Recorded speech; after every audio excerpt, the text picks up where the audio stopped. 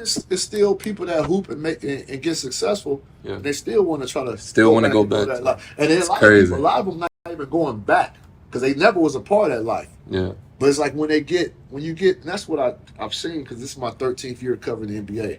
So I've seen guys come from great situations, great households, get that money, get the jewelry, get all the nice ladies coming at them. Like everything is given to them. Man, it's funny too. Like, bro, all y'all will experience this. Like when you make it in life, the more money you make, the more things are free. Which is pretty stupid. Yeah, But it's true. the more money you get, the more things are free. But with that being said, everything's free. Mm-hmm. You're being told yes, yes. You're being told you can't do no wrong, and they still go. They still try to act like, you know what I mean? They were part of a set or whatever. Like, bro, you made it. Like, there's people that's living that lifestyle that would give everything to be in your situation. So there's a lot that comes with becoming successful, especially when it comes with money and fame. That you have, and you're young. It's a tough dynamic, but you know we gotta. My thing is there's just more options. Like look at these brothers right here, man. You got them behind the camera, man. You got them behind the limbs. You know these are future producers, for future directors, executive producers. You know what I mean? There's millions of dollars to be had in those roles. That's what they need to know. Like don't look at. A lot of times people want to be in my situation, which is cool. Be in my situation. You see me on TV, fine, cool. But I'm gonna tell you what. Who has more power than me? My boss, the one that's behind the desk that you don't see, who's making more money than me, and telling me where to go. Chris, go to Atlanta this week. Chris, go to New York this week. Go. That's who makes the money. That's who has the power. And there's all those type of jobs out there. It's not wavy, and it's the influence too. The influence, it's the for influence. sure. Even when you Influence get the money, power. you want to do what you see your favorite For sure. person doing. That's very true.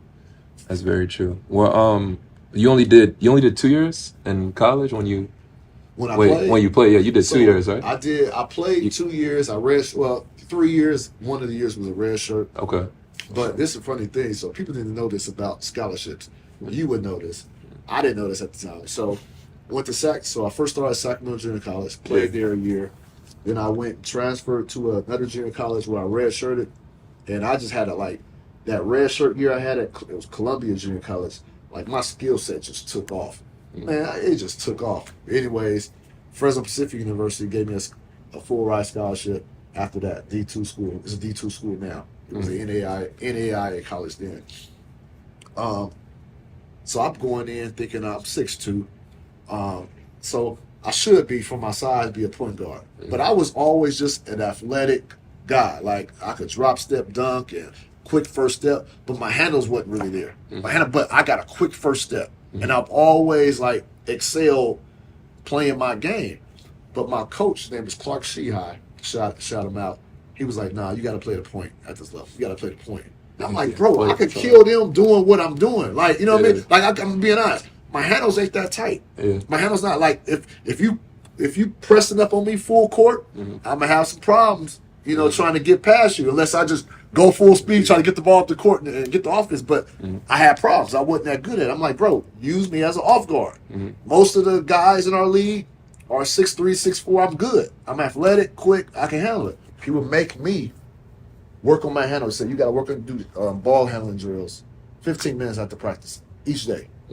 And I hated it because everybody else left, and I'm still here doing these ball handling drills. I didn't take it seriously. Sometimes I would leave. Well, I'd say most times I would leave and don't do it. And I didn't play really at all that year. Hey, I'm on full ride scholarship. Didn't play at all. Really much. So at the end of the year, you have your meetings. So, Let's go. You have your meetings. Yeah. And he tells me, he's like, "Hey, Chris, you're a great locker room guy. Yeah. You know, you did, you know what I mean, everybody loves you. You know, you practice hard. Yeah. But, you know, you just didn't take to the fact that I wanted you to work on your ball handling skills because I wanted to use you at the point guard position because I believe you could have helped me. But you didn't do it. So you didn't improve that area of your game. And you only played 8 of our 28 games this year. So for that, I want you back, but I have to reduce your scholarship. And I'm like, reduce? Like, I didn't even know this was an option. I'm like, what you mean reduce my scholarship? To me, I got a 4-year scholarship. You know what I mean? Yeah. He was like, we want to reduce it to 20%. Yeah. Give me a $7,500 scholarship, Mm-hmm. and I have to take out loans for the rest of the way. Wow. And but That's this is crazy. but this is what I learned for those hoopers out there. Yeah. Your scholarship is an annual thing. It's a year-to-year thing. Now, if you're great, if you're a top 5, if you're a 5-star recruit, yeah, you don't have nothing to worry about. Mm-hmm. But for you guys that's just barely on the cusp and you get a scholarship, that thing is renewed each year depending on how you perform that year. I didn't know that. I thought I was set. Mm-hmm. So when he did that, I was like, all right, hooping is done. I'm not going, overseas is not happening. Like, because I just wanted to play overseas, make money doing it.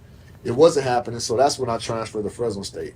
So I did 2 years of just being a student at Fresno State, graduated in kinesiology. My plan was to be a PE teacher and a basketball coach. Okay. So that's how I transitioned. After that, at what point you were a security guard for some time, weren't you? Yeah. How'd you get into that? Was that right after college you got into that? Yeah. So Or you? all right. So this is the thing too. So you grow up hearing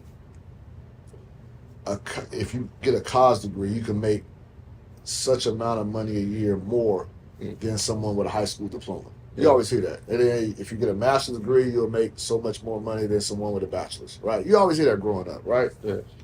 So here I am. Finally, I'm not a straight up student no more.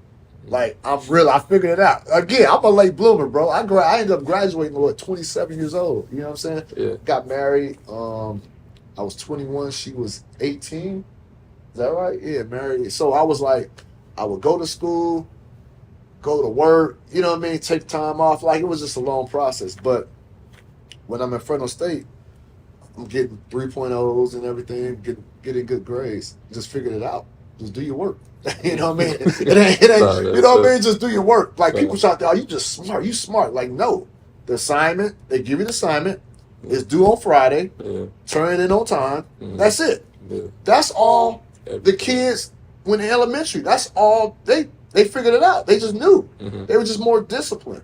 It wasn't, and I'm looking at them, and I think most people look at them as, oh, they just smart. These are bright kids. No, they just know how to turn their work in on time. That's it. Yeah.